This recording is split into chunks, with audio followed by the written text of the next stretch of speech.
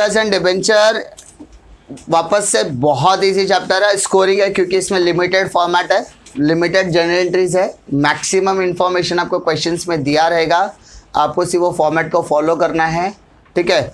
और आपको जैसे फिल इन द ब्लैंक्स होता है मालूम है, क्वेश्चंस में आपको क्वेश्चंस आपको दिया रहेगा, आपको अप्लाइड फॉर्मेट रेडी करना है और जो जो इन्फॉर्मेशन आपको दिया रहेगा, जो जो इन्फॉर्मेशन आपको दिया रहेगा वो इन्फॉर्मेशन आपको वहाँ पर क्या करना है, पुट करना है, और पुट करने के बाद आपको सम लाइन से क्या करने का है, सॉल्व करने का है, ठीक है। लाइन से इसको क्या करने का, सॉल्व करने का है, क्लियर। तो under writing of shares and debentures के लिए क्या करना है, आपको सबसे पहले format all, but under writing of shares and debentures होता क्या है, क्यों अपनाया जाता है, ठीक है। सबसे पहला, कंपनी मतलब जॉइंट स्टॉक कंपनी, किसी भी जॉइंट स्टॉक कंपनी को क्या चाहिए, पैसा, फंड रेज करना पड़ेगा। किसी भी जॉइंट स्टॉक कंपनी को बिजनेस सरवाइव करने के लिए, बिजनेस चलाने के लिए क्या चाहिए, पैसा। तो किसी भी जॉइंट स्टॉक कंपनी में पैसा कहाँ से आएगा, शेयर्स और डिबेंचर से आएगा, ठीक है। अब शेयर्स में कितने टाइप के शेयर्स होते हैं, दो, कौन कौन से है, इक्विटी शेयर्स और प्रेफरेंस शेयर्स। और डिबेंचर्स में अलग अलग 8 वैरायटीज के डिबेंचर्स होते हैं। तो कभी कंपनी को पैसे की ज़रूरत पड़ी तो कंपनी के पास एक अल्टरनेटिव्स है कि कंपनी अपने शेयर्स या डिबेंचर इशू करके पैसा रेज कर सकता है, ठीक है। बट कानून क्या बोलता है कि ये शेयर्स आप किसको इशू करोगे, जनरल पब्लिक को, ठीक है। अगर आपके रिक्वायरमेंट यानी आपका इश्यूड कैपिटल, ठीक है, आपका इश्यूड कैपिटल का 90%, ठीक है। फॉर एग्जाम्पल मैं क्या बोल रहा हूँ समझो, सपोज मैंने 10,000 शेयर्स इशू किया, कितने शेयर इशू किया, 10,000 शेयर्स इशू किया। एक शेयर की फेस वैल्यू 100 रुपीज़ है, तो 10,000 शेयर का कितना होगा, 10 लाख। सिंपल। कानून क्या कहता है, यानी मिनिस्ट्री ऑफ फाइनेंस या कॉमन अपना इंडियन कॉन्स्टिट्यूशन का लॉ क्या कहता है कि अगर किसी भी कंपनी को किसी भी तरीके का फंड रेज करना है तो वो उसके लिए शेयर्स या डिबेंचर इशू करेगा। शेयर और फंड इशू करने के बाद 90% वैल्यू यानी 90% पब्लिक का रिस्पॉन्स नहीं आता है, ठीक है, इन दैट केस आपने जितना भी पैसा कलेक्ट किया होगा उसे रिफंड देना पड़ेगा। मतलब अगर मुझे 100 रुपया चाहिए, मैं 100 लोगों के पास जाकर अगर 1-1 रुपया जमा करता हूं तो 100 लोगों से 100 रुपया जमा हो जाएगा। बट ये रिस्पॉन्स अगर 90% लोगों ने आपको नहीं दिया, ठीक है, मतलब आपने 90 रुपया भी कलेक्ट नहीं कर पाया, 90 रुपीज़ भी आप कलेक्ट नहीं कर पाए, तो इन दैट केस आपने जितना भी कलेक्ट किया होगा वो भी रिफंड देना पड़ेगा।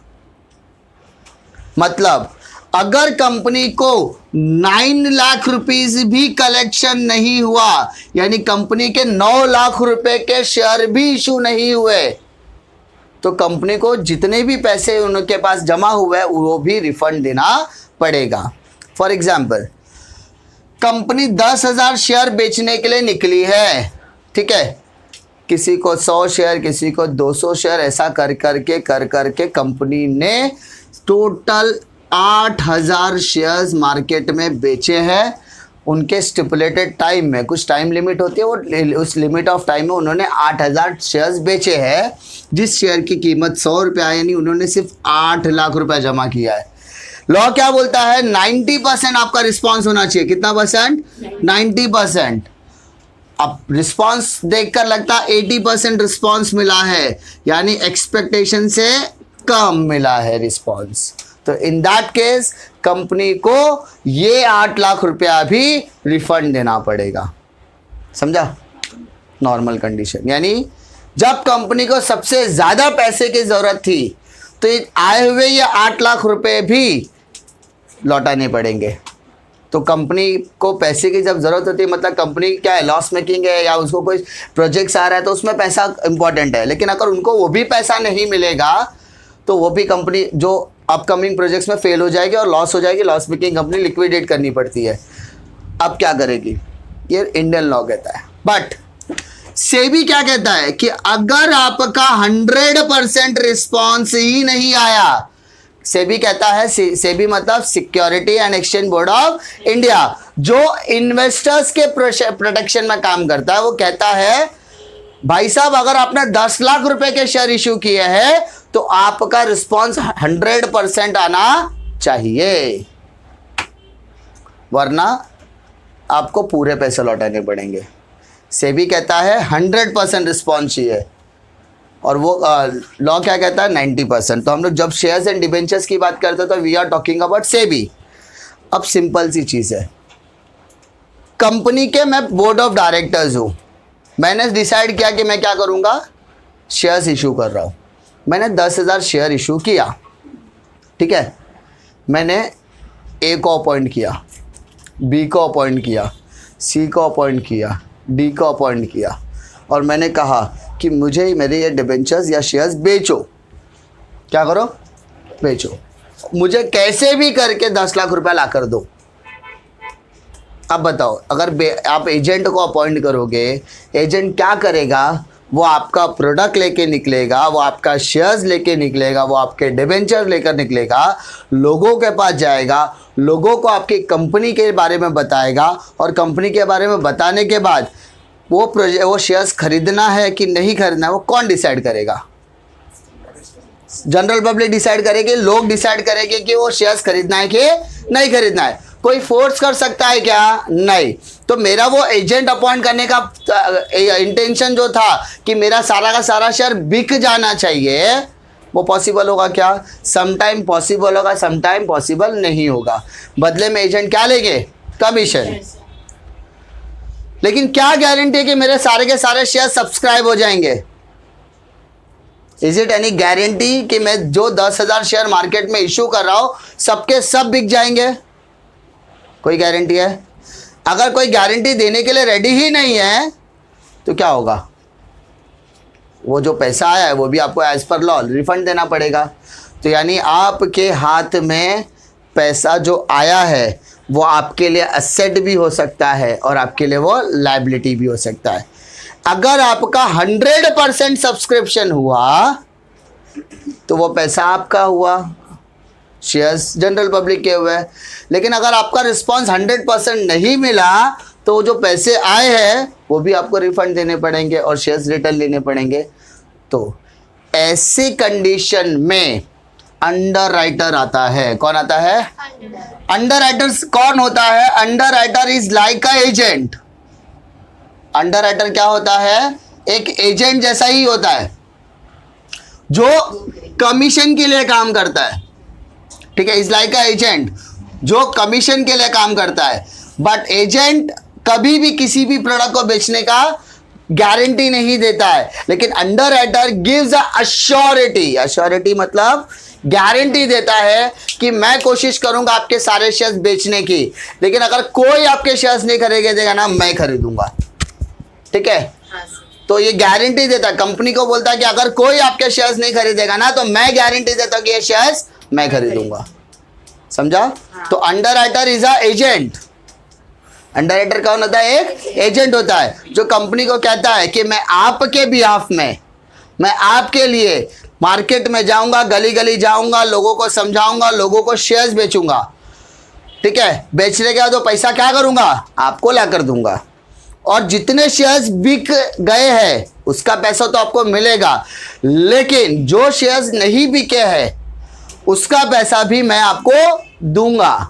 ठीक है, यानी मैं आपके 101% शेयर, 100% शेयर सब्सक्राइब करवाने की कोशिश करता हूं। यानी I am giving assurity, I am giving guarantee कि मैं आपको पूरा का पूरा शेयर्स क्या करके दूंगा?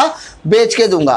अगर नहीं बिका तो वो सारे शेयर्स मैं खुद खरीद लूंगा, लेकिन आपको पूरा का पूरा पैसा दूंगा। सिंपल। तो बोर्ड ऑफ डायरेक्टर, ठीक है, बोर्ड ऑफ डायरेक्टर अंडरराइटर्स को अपॉइंट करते हैं। किसको? अंडरराइटर्स को अपॉइंट करते हैं। क्लियर? एक एग्जांपल देता हूं, अंडरराइटर को अपॉइंट करके होगा क्या?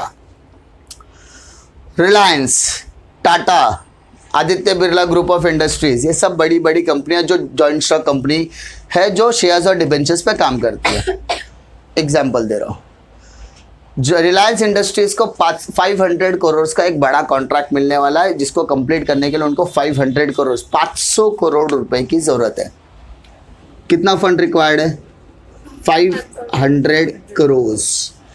ठीक है। अब कंपनी ने सोचा पैसा मेरे को लाना है, कहाँ से लाऊंगा? ऑब्वियसली शेयर इशू करूंगा। अगर मुझे 500 करोड़ नहीं मिला तो मेरा वो आने वाला वेंचर क्या होगा? खराब हो जाएगा। मेरे को फंड नहीं रहेगा तो मेरे को वो वेंचर छोड़ना पड़ेगा, यानी मेरा लॉस है। तो ऐसी कंडीशन में वो किसको अपॉइंट करता है? अंडर राइटर को अपॉइंट करता है।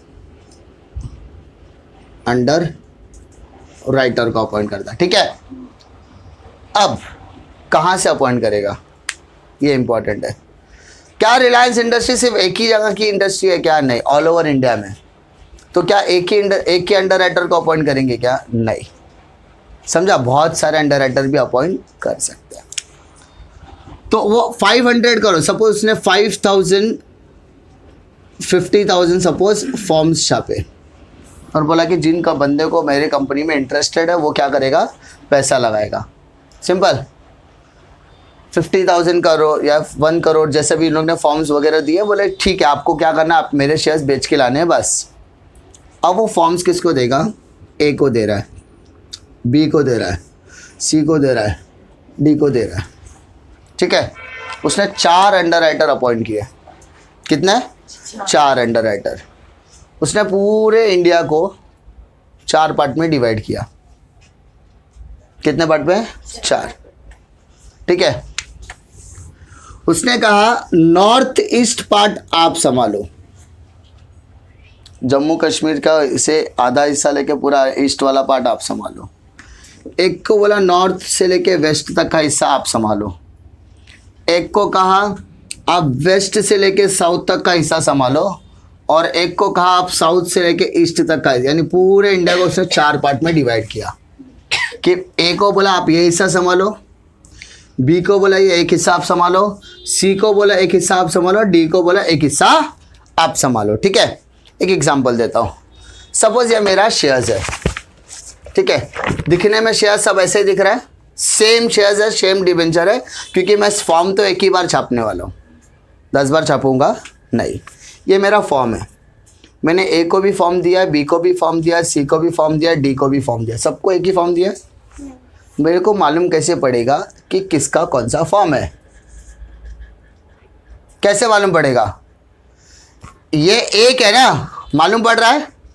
ऐसे 50,000 है तो आपने 50,000 लोगों को वो फॉर्म बांटे हुए हैं। अब वो सारे फॉर्म लोगों के पास जाएंगे, लोग जाएंगे, लोग भरेंगे, लोग भरने के बाद बैंक में फॉर्म जमा करेंगे, पैसा जमा करेंगे। आपके पास वो पैसा भी आएगा, आपके पास वो फॉर्म भी आएगा। किसके पास आएगा?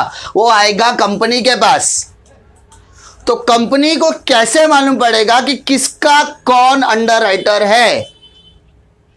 सपोज मैं अंडर राइटर हूं ए, मैंने इसको फॉर्म दिया, सबको एक एक फॉर्म दिया। आप लोगों को बोला ये फॉर्म भरो और जाके एसबीआई में पैसा जमा करो। ठीक है। आप गए एसबीआई में, गए पैसा जमा किए, फॉर्म जमा किए। अब ये फॉर्म किसके पास जाएगा? कंपनी। चलो कंपनी के पास। अब मुझे तो कमीशन चाहिए। कंपनी को कैसे पता चला कि ये सारे फॉर्म मेरे हैं?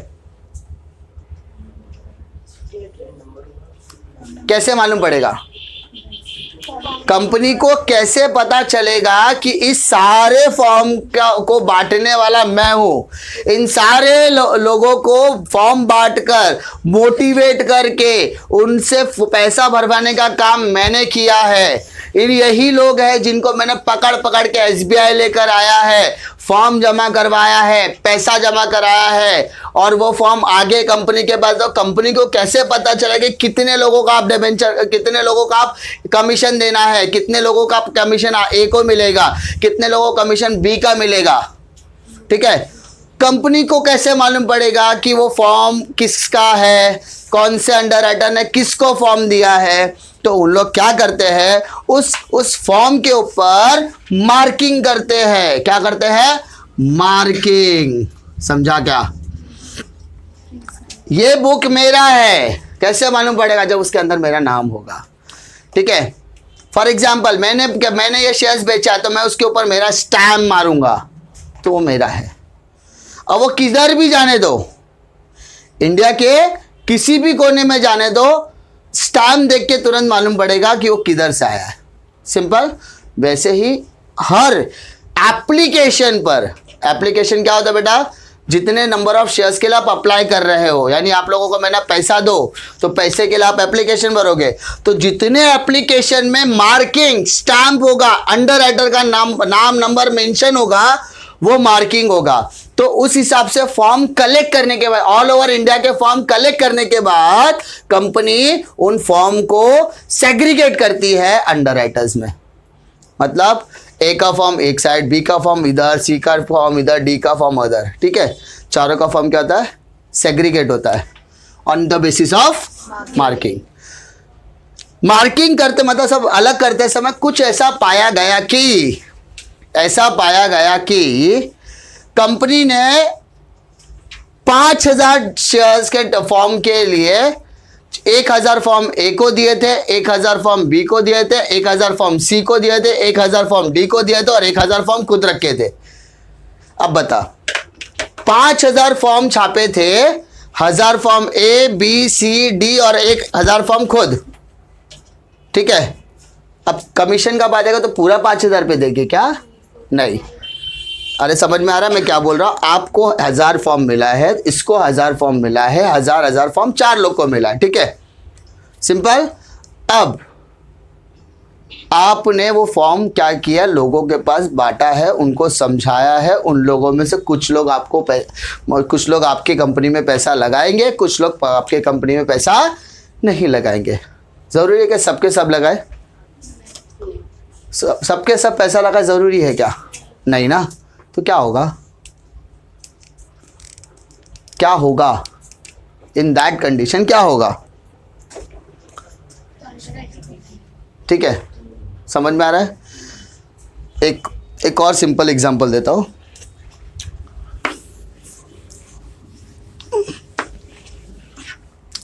कंपनी ने 5000 फॉर्म्स यानी एप्लीकेशन छापे, ठीक है। ये एप्लीकेशन किसके लिए छापे हैं? ताकि ये एप्लीकेशन जाएगा लोगों के पास, पब्लिक के पास जाएगा, ठीक है। पब्लिक के पास कैसे पहुंचेगा? कुछ प्रमोटर्स रखेंगे। सब प्रमोटर कौन होता है? जो बिजनेस स्टार्ट करता है, जिसका आइडिया होता है। अगर मैं मालिक हूँ तो मैं बिजनेस का प्रमोटर हूँ। अगर बोर्ड ऑफ डायरेक्टर को लगता है कि 1000 फॉर्म तो मैं ही बेच सकता हूँ, तो बाकी के 4000 फॉर्म के लिए किसको अपॉइंट कर रहा है? Under writer. तो 1000 फॉर्म प्रमोटर्स, जिसके ऊपर कमीशन देने की जरूरत नहीं है। ओनर है यार, ओनर थोड़ी ना अपना करेगा, ठीक है। तो 1000 फॉर्म किसके लिए है? प्रमोटर्स के लिए, क्लियर। अब वो 1000 फॉर्म किसको दे रहा है? ए को दे रहा है। 1000 फॉर्म किसको दे रहा है? बी को दे रहा है। 1000 फॉर्म किसको दे रहा है? सी को दे रहा है। और 1000 फॉर्म किसको दे रहा है? डी को दे रहा है। क्या लगता है, अगर मैंने 1000 लोगों का पैम्पलेट छापा, 1000 लोगों को अगर मैंने एप्लीकेशन दिया है, तो 1000 के 1000 एप्लीकेशन आके दे जमा होंगे क्या? आप लोग 10 कॉलेज का फॉर्म लेकर आते हो, क्या सब में नाम आता है आपका? या सब कॉलेज का फॉर्म आप भरते हो? नहीं। अगर कॉलेज ने 5000 फॉर्म छपा है तो 5000 लोगों का एप्लीकेशन आता है क्या? नहीं, it is not possible. Same company के केसेस में होता है, कभी रिस्पॉन्स ज्यादा आता है, कभी रिस्पॉन्स कम आता है, ठीक है। तो ऑल ओवर इंडिया में एप्लीकेशन जमा करके, ऑल ओवर इंडिया के एप्लीकेशंस जमा करके एक साइड आएगा, और वो सारे एप्लीकेशन की सॉर्टिंग होती है कि ए का कितना फॉर्म है, बी का कितना फॉर्म है, सी का कितना फॉर्म है, डी का कितना फॉर्म है और प्रमोटर का कितना फॉर्म है। ए का जितना फॉर्म रहेगा उसका एक बंच बनेगा, भाई इसके इतने लोग आए हैं तो इसको इतने पे कमीशन मिलेगा, बी वाले को बी वाले के ऊपर से कमीशन मिलेगा, सी को सी के हिसाब से कमीशन मिलेगा, डी को डी के हिसाब से, और प्रमोटर पे कमीशन देने की जरूरत नहीं है। तो उस हिसाब से होएगा, ठीक है। रिस्पॉन्स ज़्यादा भी आ सकता है, रिस्पॉन्स कम भी आ सकता है, दोनों कंडीशन एप्लीकेबल है। ज़्यादा आया तो अच्छी बात, ओवर सब्सक्रिप्शन हो गया। कम आया, अंडर सब्सक्रिप्शन। तो हम लोग क्या करेंगे, जिसका जैसा रिस्पॉन्स उसके हिसाब से उसको उतना कमीशन मिलेगा। यानी उन लोग क्या करते हैं, पहला तो मार्किंग एप्लीकेशन के हिसाब से सेग्रीगेट करते हैं। कभी कभी क्या होता है मालूम है, स्टैम्प मारते, पता है आपके साथ, अगर नॉर्मली पता है नाम लिखता है आप लोग, कभी कभी इंक फेंक देता है तो ज़्यादा इंक गिर जाता है। स्टैम्प मारने में भी ऐसी होता होगा, एक स्टेप उठाया, दूसरा लगाया लगाया लगाया लगाया लगाया, कहीं कहीं पे विजिबल नहीं होता नंबर। जैसे मैंने ऐसा कहा है कि 102 या 100 से लेके 200 तक का फॉर्म ए के पास रहेगा। 100 से लेके 200 तक का फॉर्म ए के पास रहेगा। कभी कभी क्या होता है, due to some printing mistake कोई कोई नंबर विजिबल नहीं होता है, तो वो ए के हिस्से में जाएगा, बी के जाएगा, सी के जाएगा, डी के जाएगा। कहाँ जाएगा? वो जाएगा अनमार्क में। कहाँ जाएगा? जिसके ऊपर किसी भी तरीके की मार्किंग नहीं समझी जाएगी। समझा क्या? वापस बोल रहा हूँ, कंपनी टोटल एप्लीकेशन इश्यू करेगी, सबको एप्लीकेशन रिसीव करेगी। एप्लीकेशन सबको देने के बाद, प्रमोटर्स देने के बाद, अंडर राइटर को देने के बाद, सबकी एक ग्रॉस लायबिलिटी होगी। ग्रॉस लायबिलिटी मतलब कितने शेयर्स हम लोग ने इशू किए हुए हैं। अब जितने शेयर्स उनको इशू किए गए हैं उसके हिसाब से भाई मार्क एप्लीकेशन कितना आया, अनमार्क एप्लीकेशन कितना आया, फर्म ने कितना अंडरटेक किया था, वो सब कैलकुलेशन होने के बाद अपने को पता चलेगा कि आपकी नेट लायबिलिटी क्या है। मतलब सिर्फ 3 चीज बोला मैंने। क्या बोला? पहले आपकी ग्रॉस लायबिलिटी क्या है। मैंने भाई साहब अगर आपको हजार शेयर के एप्लीकेशन इशू की है तो एक शेयर पे 100 रुपये आएगा, तो 1000 शेयर पे कितना आएगा? एक शेयर पे 1000 रुपये आएगा, तो 1000 एप्लीकेशन पे कितना आएगा बोलो? एक शेयर पे 1000 रुपये आएगा, तो 1000 एप्लीकेशन पे कितना आएगा? 1 लाख आएगा। यानी इसकी ग्रॉस लायबिलिटी 1 लाख हो गई। कुछ मार्क हो गए, कुछ अनमार्क हो गए, तो मार्क वाला भी माइनस होगा, अनमार्क वाला भी माइनस होगा। तो प्लस माइनस कैंसिल करने के बाद, क्या बोला मैंने? प्लस माइनस कैंसिल करने के बाद आपकी निकलेगी नेट लायबिलिटी। क्या निकलेगी? Net liability. सिंपल, हाँ है ना? चलो फॉर्मेट देखो जरा, page number 258, page number 258, page number 258 मिला? मिला क्या? चलो पहला दिया है liabilities of under writer, liabilities of under writer, liabilities of under writer. मिला क्या? फॉर्मेट मिला? पहला क्या फॉर्मेट दिया है? पहला क्या फॉर्मेट दिया है? पहला दिया है gross liability GL, gross liability GL। Minus क्या क्या करना है देखो, ग्रॉस लायबिलिटी क्या क्या माइनस करना है देखो। पहला दिया है मार्क्ड एप्लीकेशन। क्या बोला है? Marked application. बेटा मार्क एप्लीकेशन मतलब क्या होता है? जिसपे मार्किंग होती है। तो भाई ए की क्या मार्किंग है, बी की क्या मार्किंग है, सी की क्या मार्किंग है, उसके हिसाब से। ठीक है, माइनस करके क्या मिलेगा? बैलेंस। क्या मिलेगा? बैलेंस। उसके बाद क्या माइनस हो रहा है देखो, अनमार्क एप्लीकेशन। जैसा मैंने डिस्कस किया, अनमार्क एप्लीकेशन भी क्या होगा? माइनस होगा। माइनस करने के बाद क्या मिलेगा? बैलेंस।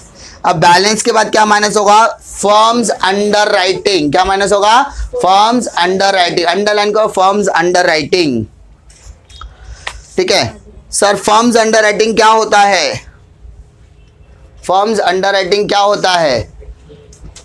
जो प्रोमोटर्स लेते हैं, ठीक है, ये प्रोमोटर वाले 5000 एप्लीकेशन में ये तो बट गया, जो फर्म ने अंडरटेक किया रहेगा वो लेने का। ठीक है, फर्म्स ने क्या अंडरटेक किया। उसके बाद नेट लायबिलिटी, और नेट लायबिलिटी आने के बाद फर्म्स की अंडरटेकिंग ऐड कर दो वापस। तो ऐड करने के बाद आपको टोटल लायबिलिटी मिल जाएगी कि आपका ईच एंड एवरी प्रमोटर की क्या लायबिलिटी स्टैंड करती है। ठीक है, वापस बोल रहा हूँ, पहला क्या है? ग्रॉस लायबिलिटी, फिर less mark application minus unmark application, यानी मार्क हो या अनमार्क हो दोनों को क्या करने का है? माइनस करना है। माइनस करने का फॉर्म अंडरटेकिंग एक बार माइनस करो, फॉर्म अंडरटेकिंग एक बार प्लस करो। ठीक है, प्लस माइनस करने के बाद आपको लास्ट में मिलेगा नेट लायबिलिटी, टोटल लायबिलिटी। ये लायबिलिटी किसकी होगी? लिक्विडेटर की लायबिलिटी होगी। किसकी लायबिलिटी? लिक्विडेटर। सर ये फॉर्म अंडरटेकिंग प्लस माइनस करने के बाद जो अमाउंट आएगा, अगर किसी का निगेटिव बैलेंस आता है, अगर किसी भी अंडर राइटर का निगेटिव बैलेंस आता है, अगर किसी भी अंडर राइटर का निगेटिव बैलेंस आता है, तो उस निगेटिव बैलेंस को बाकी के अंडर राइटर में डिस्ट्रीब्यूट किया जाएगा। वापस बोल रहा हूं, अगर किसी अंडर राइटर का अमाउंट निगेटिव में आता है, किसी भी अंडर राइटर का फिगर निगेटिव में आता है तो उस निगेटिव फिगर को बाकी के दोनों अंडर राइटर या एक अंडर राइटर, जितने भी अंडर राइटर उसमें इक्वली डिस्ट्रीब्यूट, यानी जो आपका रेशियो दिया रहेगा उसमें डिस्ट्रीब्यूट करके एडजस्ट करना पड़ेगा। यानी आपको अगर आंसर माइनस में आया सबका सब, यानी सबका सब माइनस में आया तो net liability zero, net liability क्या हो जाएगी? जीरो। अगर किसी एक का निगेटिव आया तो उसका निगेटिव बाकी में क्या करने का? डिस्ट्रीब्यूट करना है। दो का निगेटिव आया तो बाकी में डिस्ट्रीब्यूट करो। अगर तीनों का तीनों निगेटिव आया तो आपकी नेट लायबिलिटी जीरो। समझा? क्लियर? कोई डिफिकल्टी? पक्का? श्योर? कॉन्फिडेंस? पक्का? Now come to the question वाला पार्ट। एक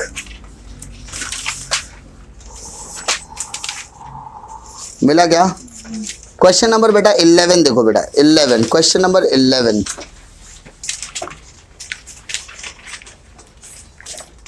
मिला? Page number 267 question number 11, page number 267 question number 11 क्या दिया बेटा?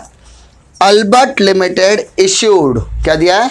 Albert limited issued 50 lakh equity shares of rupees 10 each। Underline करो 50 lakh, 50 lakh equity shares of rupees 10।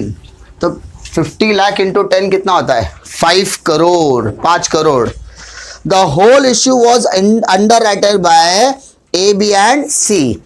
Check करो टोटल 50 लाख होता है क्या? ए को हमने 15 लाख शेयर दिए हैं, बी को हमने 25 लाख शेयर्स दिए हैं, सी को हमने 10 लाख शेयर्स दिए। तो 50 लाख शेयर्स हमने क्या कर दिए हैं? बांट दिए।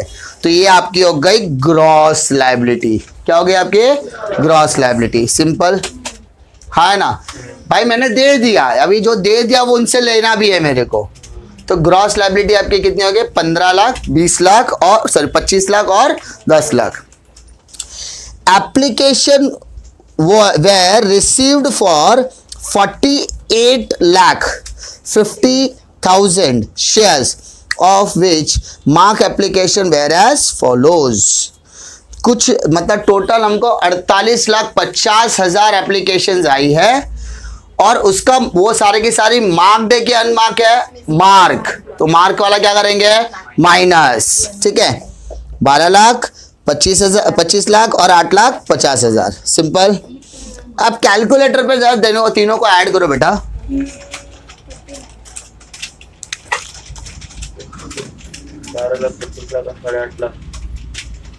सर एप्लीकेशन रिसीव्ड हुआ 48 लाख 50,000 लोगों का है ना? हाँ।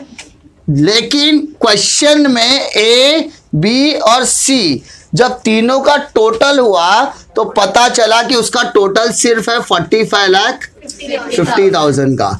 ये अंडर राइटर्स के पास से आया। किधर से आया बेटा? Under writers. तो यानी अंडर राइटर ने क्या कहा है? ये हमारी हो गई अनमार्क्ड। ठीक है, ये अंडर राइटर से आया है। तो ये बाकी के जो 3 लाख है वो हो जाएगा अनमार्क्ड। क्या हो जाएगी ये? समझा? जो अंडर राइटर के पास से आया वो हो गया मेरा मार्क्ड और जो नहीं आया वो गया अनमार्क्ड। समझा? अच्छा, ये 3 लाख रुपए को प्लस करेंगे कि माइनस करेंगे? माइनस। सिंपल। आगे, calculate the number of shares to be taken by the underwriter. Unmarked application are to be distributed among the underwriter in the ratio of the gross liability. बेटा underline करो gross liability. ठीक है, आपको सबका सब gross liability के हिसाब से कैलकुलेट करना है। ठीक है, चलो कितने अंडर राइटर है बेटा? कौन कौन? ठीक है, तो एक बनेगा सी का कॉलम, एक बनेगा बी का कॉलम, एक बनेगा बेसिस। बेसिस क्यों बनता है बेटा? रेशियो कैलकुलेट करने के लिए। ठीक है, रेशियो के हिसाब से। तो ए होगा, बी होगा, सी होगा। ये आपका हो गया बेसिस, ये हो गया आपका पर्टिकुलर्स। यहां लिखना है आपको statement of underwriting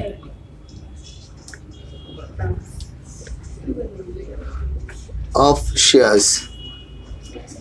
under writer भी लिखा तो भी चलेगा, अंडर राइटर स्टेटमेंट, ठीक है। अंडर राइटिंग लाइबिलिटी बोल सकते हैं, अंडर राइटिंग ऑफ शेयर्स बोल सकते हैं, अंडर राइटर लाइबिलिटी कुछ भी बोल सकते हैं, ठीक है। चलो सबसे पहला क्वेश्चन के अंदर बेटा ग्रॉस लायबिलिटी आपको दिया है,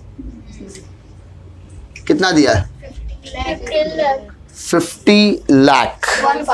तो ए का 15 लाख दिया है, बी का 25 लाख दिया है और सी का 10 लाख। इसको टोटल करने पे 50 लाख आ रहा है, ठीक है। अब बेटा इसकी रेशियो अगर आप निकालोगे तो 50 50 50 कैंसिल, 5 3 जा 15, 5 5 जा 25, 5 2 जा 10। तो आपको ग्रॉस लायबिलिटी का रेशियो मिल गया, ठीक है। मैंने क्या क्या माइनस बताया था? पहला मार्क्ड एप्लीकेशन, ठीक है। ए का कितना आया है? दिया है, डायरेक्टली दिया है 12 लाख, 25 लाख, 8,50,000। सिंपल। जब दिया है तो खाली क्या करो? माइनस करो। चलो यहाँ पे 3 लाख आ गया, यहाँ पे 0 हो गया, 1,50,000 हो गया। प्रॉब्लम? अब आपको माइनस करना है अनमार्क्ड एप्लीकेशन। क्लियर? सर आपका अनमार्क्ड एप्लीकेशन कितना आया है? 3 लाख। तो इसको 3:5:2 में डिवाइड करो, 90,000, ठीक है। 3 + 5 + 2 कितना होता है? 10। तो 3 लाख डिवाइडेड बाय 10, 30,000। 30 × 3 90,000, 30 × 5 1,50,000, 30 × 60, ठीक है। ठीक है, आपका बैलेंस कितना आएगा बेटा? बैलेंस तो 2,10,000 प्लस में 0 - 150 यानी 1,50,000 माइनस में, और यहाँ पर आएगा 90,000। प्रॉब्लम? और जैसा कि मैंने आपको बताया था, अगर किसी की लायबिलिटी माइनस में आ गई तो उसको क्या करना पड़ेगा? आपको डिस्ट्रीब्यूट करना पड़ेगा, यानी इसको बोलते हैं एडजस्टमेंट, ठीक है। क्लियर? अब किसका एडजस्ट करना है? बी का। तो यानी ये तो 1,50,000 हो गया। हाँ, अरे समझा? हाँ, आपने क्या किया? 1,50,000 आपको क्या करना है? एडजस्ट करना है। अब सीधी सी बात है, एडजस्ट करना मतलब यहाँ का हटाना है। हाँ, तो ये तो भाई साहब का 0 हो गया। हाँ, तो 1,50,000 ए और सी में डिवाइड होता है। ए और सी का रेशियो क्या? 3:2 ही है। तो 1,50,000 डिवाइडेड बाय 5 into 3, इंटू 3 90,000, 90,000, 60,000, दूसरे का 60,000। अब माइनस कर दो, 120, 1,20,000, no 30,000. 1,30,000। सिंपल? No sir, 50. सिर्फ 30,000, ठीक है। और कुछ दिया क्वेश्चन के अंदर? नहीं। तो यानी यही आपकी हो गई टोटल लायबिलिटी, ठीक है। आपको ये क्वेश्चन 8 मार्क के लिए आएगा। कितने मार्क के लिए? सर अभी 15 के लिए आया तो क्या आएगा? जय एंट्री के साथ, ठीक है। 4 जय एंट्री है खाली, किन के? 3 या 4 जय एंट्रीज है, इसके अलावा जय एंट्री नहीं है। क्लियर? पक्का? Statement of under writing liability मालूम पड़ा? सिंपल। ग्रॉस लायबिलिटी में से मार्क्ड एप्लीकेशन, अनमार्क्ड एप्लीकेशन दोनों को क्या करो? माइनस। किसी का अमाउंट माइनस में आता है तो दोनों में क्या करो? एडजस्ट करो। बाकी के दोनों में एक में जिसमें भी एडजस्ट करना है, और एडजस्ट करने के बाद आपको आ जाएगा वो टोटल लायबिलिटी। समझा? क्लियर? डिफिकल्टी? कॉपी।